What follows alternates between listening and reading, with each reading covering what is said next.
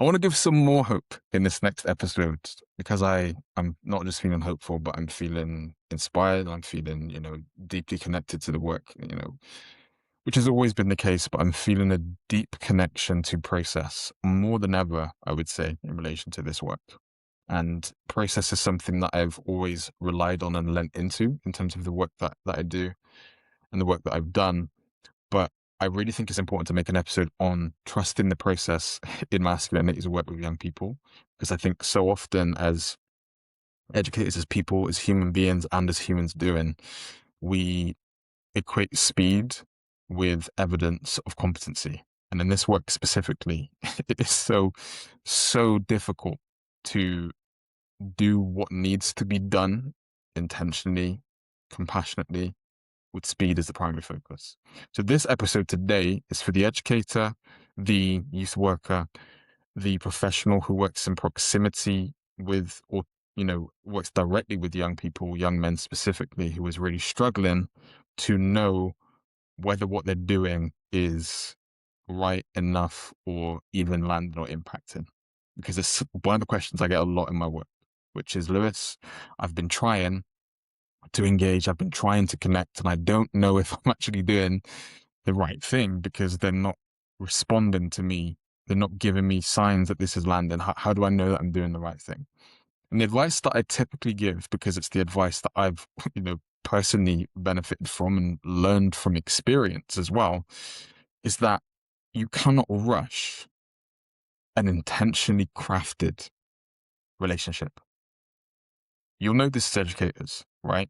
Take the masculinities context out of this. You'll know this as people who work with young people.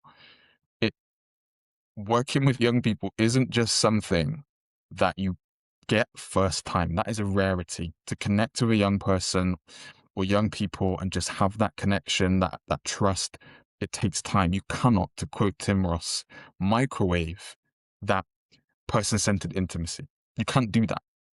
You can't rush that.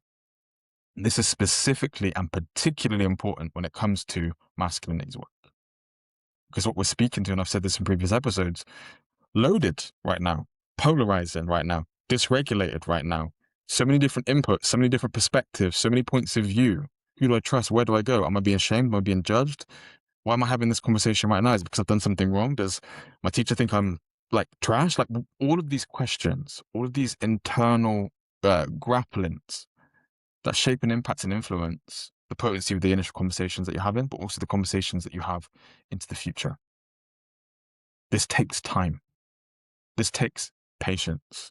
This takes a lot of mistakes or a lot of, "Oh, that didn't work well. Maybe let's try something different."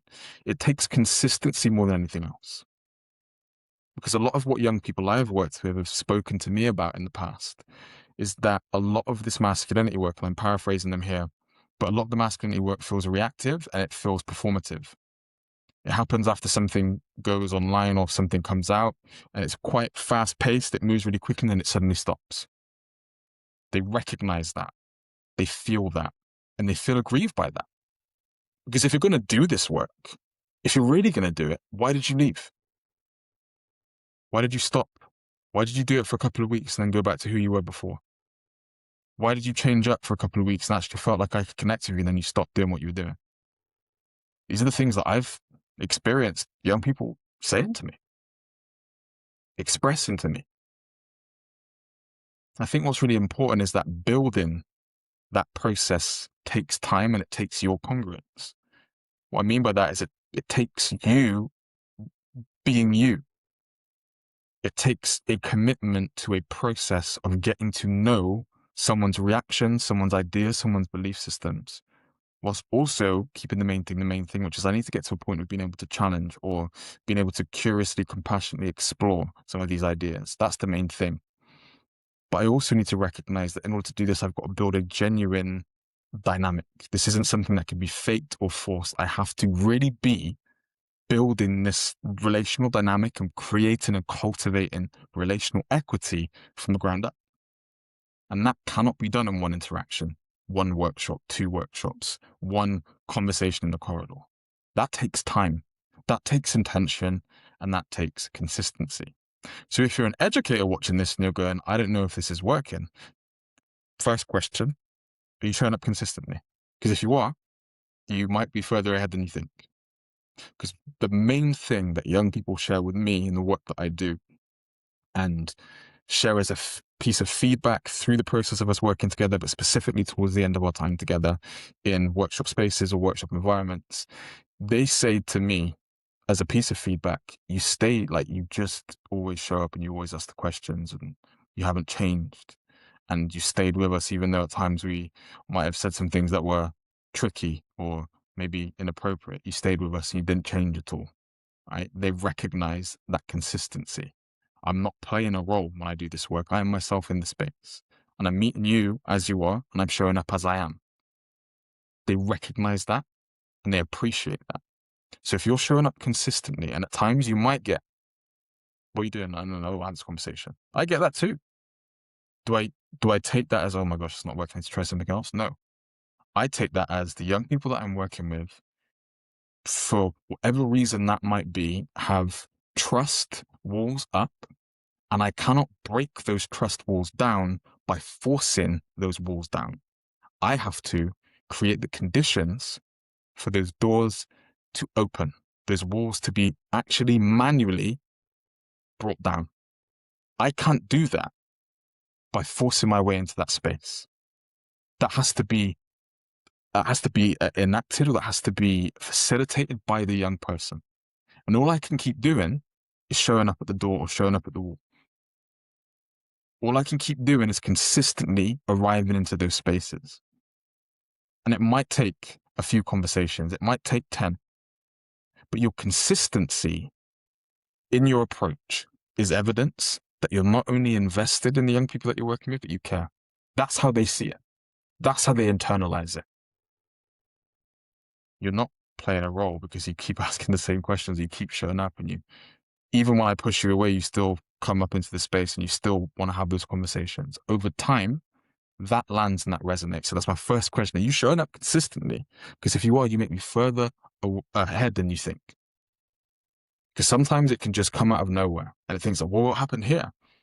And it's actually really simple. You showed up consistently and you've created conditions for those walls of that door, whatever it is that's bolted shut or, put up in defense, to be manually lowered. You've created those conditions.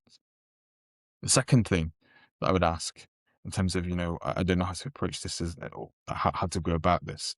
Are you approaching it from the position of what the young person needs or what you think the young person needs? I've spoken about this in previous episodes, but I think it's important to name again. Are you looking at their lack of interaction or engagement as evidence of this approach for me isn't working? Or are you looking at it from the perspective of what is it that I'm not seeing or I'm not recognizing that might be placing those walls up? Is it the power dynamic that exists naturally outside of our control in the space around one educator in a position of power and a student, right? For example. Is it trust issues that I might not be aware of, for example? Or is it something outside of my realm of control that might be impacting and influencing this, that all I can do is continue to show up in those spaces?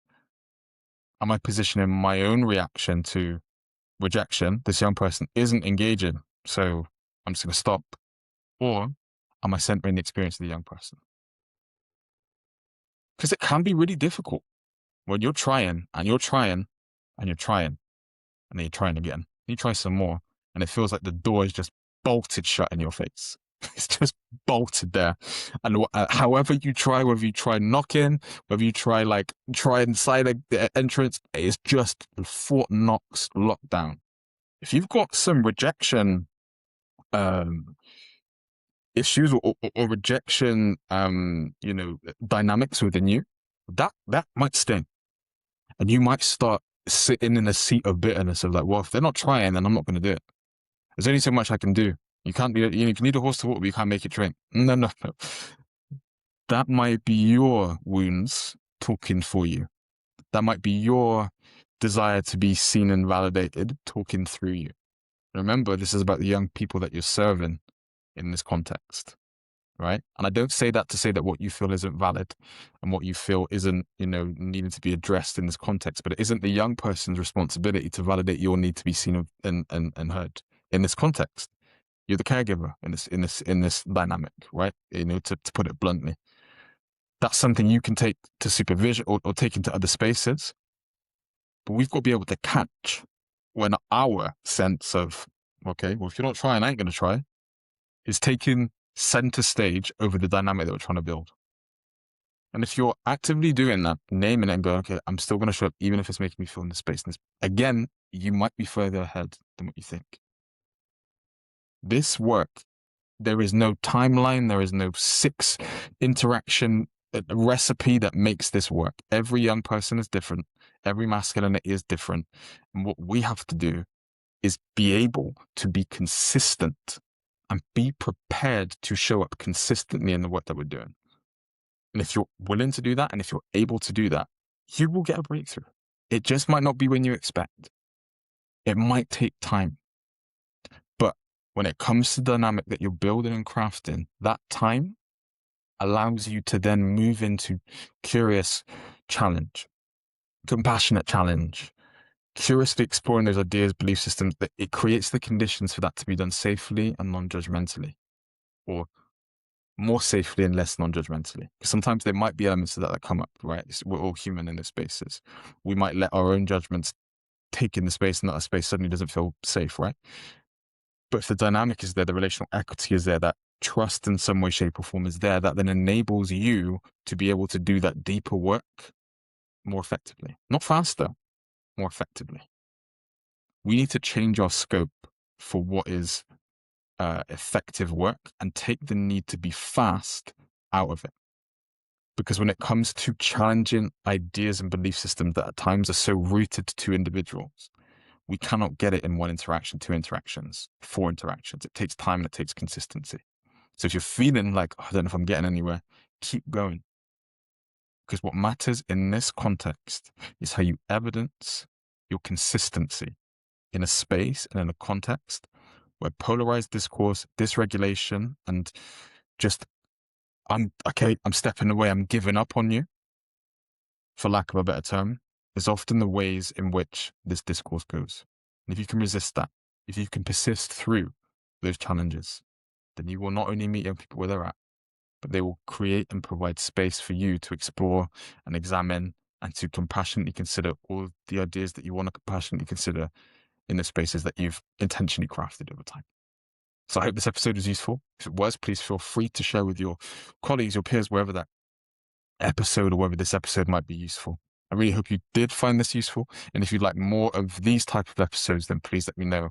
I'll be more than happy to do so. Thank you again for tuning in. I hope you're well. I hope that you stay blessed. And hopefully I'll see you soon in another episode. Bye-bye.